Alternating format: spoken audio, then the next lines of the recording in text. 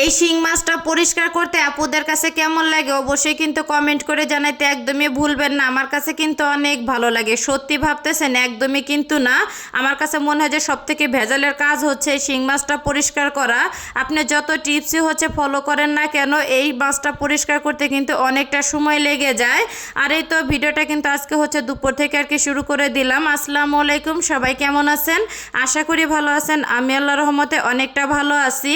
আর হচ্ছে দুপুরে হচ্ছে রান্নাটা এখন আর কি বেশি করা হইতেছে। আমি কিন্তু রাতে হচ্ছে রান্না করতে একটু বেশি আর কি পছন্দ করতাম। ইদানিং হচ্ছে দুপুরে রান্না করতে করতে এমন একটা অবস্থা আমার হয়ে গেছে যে 12টা বা 1টা বাজলে আমার কাছে মনে হয় যে কখন হচ্ছে রান্নাঘরে আমি যাব আর রান্নাটা হচ্ছে শেষ করব। যাই হোক, তো দুপুরে কিন্তু রান্না করলে একটু বেশি ভালো লাগে, যেহেতু হচ্ছে এখন আর কি রমজান মাস চলে আসছে। আর ইফতারি করার পরে একদমই কিন্তু হচ্ছে রান্নাঘরে এসে রান্না করতে ভালো লাগে না।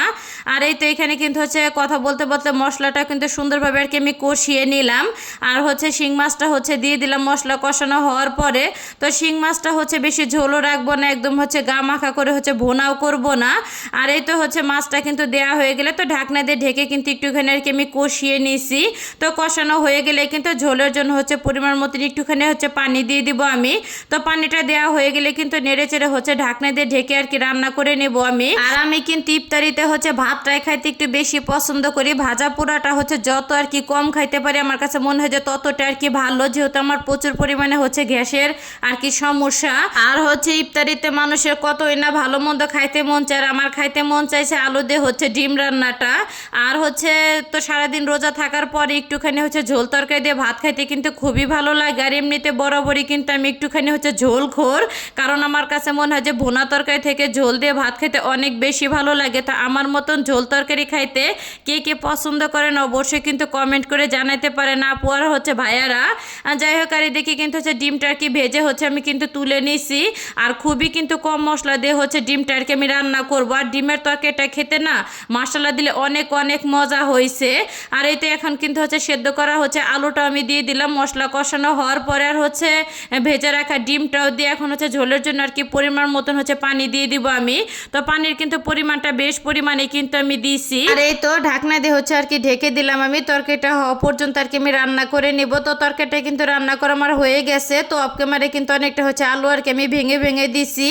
আর হচ্ছে লাস্টের দিকে একটুখানি আর কি ধনিয়া পাতাটা আমি দিয়ে নিলাম। তো ধনিয়া পাতাটা খুবই অল্প ছিল, এর জন্য আর কি একটুখানি আর কি দিলাম। যাই হোক, তো এই তো তরকারিটা কিন্তু হচ্ছে আর কি আমি নামিয়ে নিয়েছি। তরকারিটা কিন্তু রান্না করা আমার হয়ে গেছে।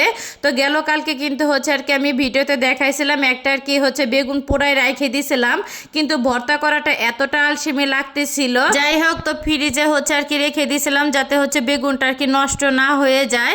তো আমি কিন্তু হচ্ছে পেঁয়াজটা সুন্দরভাবে ভেজে নিচ্ছি। তো বেগুনটা কিন্তু দিয়ে দিলাম আর হচ্ছে কয়েকটা মরিচ সুন্দরভাবে ভেঙে রেখে দিয়েছিলাম।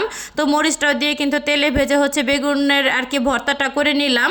আর হচ্ছে যেহেতু আর কি ইফতারিতেও খাবো, তারপর হচ্ছে সেহেরিতেও খাবো, যাতে ভর্তাটা হচ্ছে নষ্ট না আর কি হয়ে যায়। ভর্তাটা কিন্তু অনেক হচ্ছে খেতে কিন্তু অনেকটা হচ্ছে মজা আর কি হয়েছিল। তো রান্না বান্নাগুলি কিন্তু আমার হয়ে গেছে। এই তো আলু দিয়ে হচ্ছে ডিম রান্না, তার সাথে কিন্তু এই যে শিং মাছের তরকারিটা হচ্ছে রান্না করে নিছি। আর এই যে হচ্ছে আমার আর কি বেগুন ভর্তা বরাবরই আমার কাছে অনেকটা হচ্ছে ভালো লাগে। আর এই তো রান্না বান্নার পরে কিন্তু ইফতারির হচ্ছে সব আর কি আয়োজনটা আমি করে নিছি। আজকে হচ্ছে আর কি ভাজা পোড়ার কোনো আইটেমই রাখি নাই, শুধু হচ্ছে ফল আর কি কেটে নিছি আমি, সাথে একটুখানি হচ্ছে শরবত থাকবে। আর এই যে গরম গরম ভাতটাও হচ্ছে আমি রান্না করে নিছি। তো আজকের ভিডিওটা কার কাছে কেমন লাগলো অবশ্যই কিন্তু কমেন্ট করে জানাইতে একদমই ভুলবেন না। তো ভিডিওটা আমি এইখানে শেষ করলাম। সবাই ভালো থাকবেন, আল্লাহ হাফেজ।